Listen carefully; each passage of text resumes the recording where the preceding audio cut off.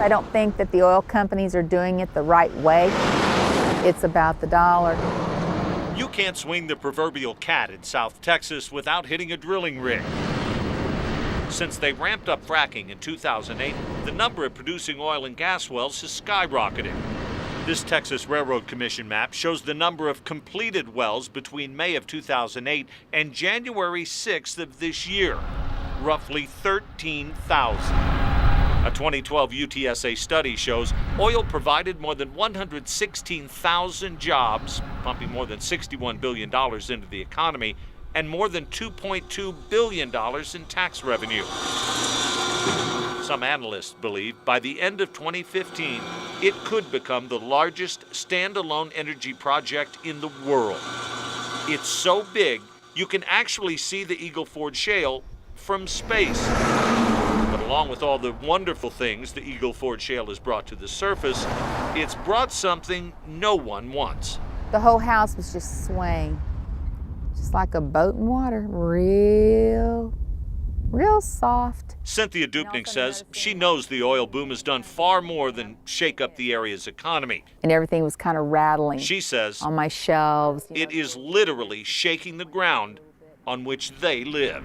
There may have been more, but maybe I wasn't home at the time. But those are the two for sure I can vouch for. Dupnik, who's lived here since 1991, says they never felt earthquakes before the current fracking boom. Experts say this U.S. Geological Survey shows a very clear increase in the number of quakes since production began in the Eagle Ford Shale.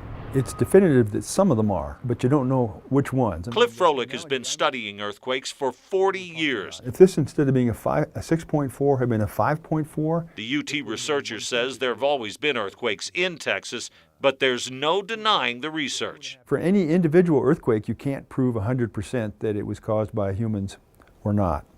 But if you look at the number of earthquakes and where they are and the amount of oil and gas production and fluid injection, you could show that some of them are clearly caused by oil and gas. Overlaying the map of oil and gas producing wells with the U.S. Geological Survey map of earthquakes larger than a 2 magnitude since 2008 gives a strong indication the tremors are tied to the industry. But Froelich says it's not just pumping out oil and gas.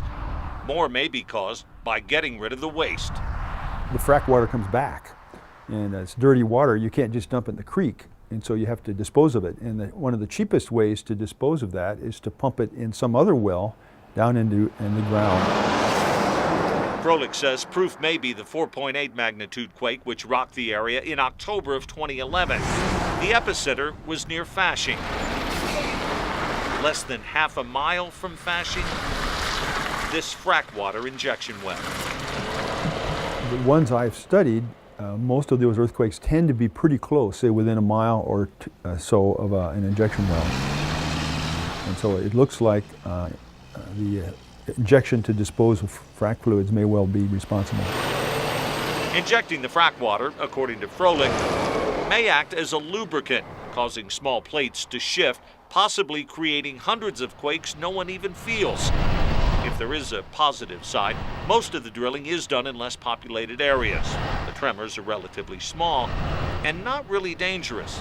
Given that there's tens of thousands of oil and gas wells in Texas and tens of thousands of injection wells, if this was hugely dangerous, Texas would be famous because it was rocking with bad earthquakes all the time, and it's not. I was just hoping it would stop. That is little consolation for Cynthia Dupnik and her neighbors, who now sit around and wonder, when does the next one hit? What do? You just sit there and you just keep hoping and praying, stop, stop, stop.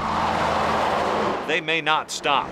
Drilling and fracking is expected to continue through 2050.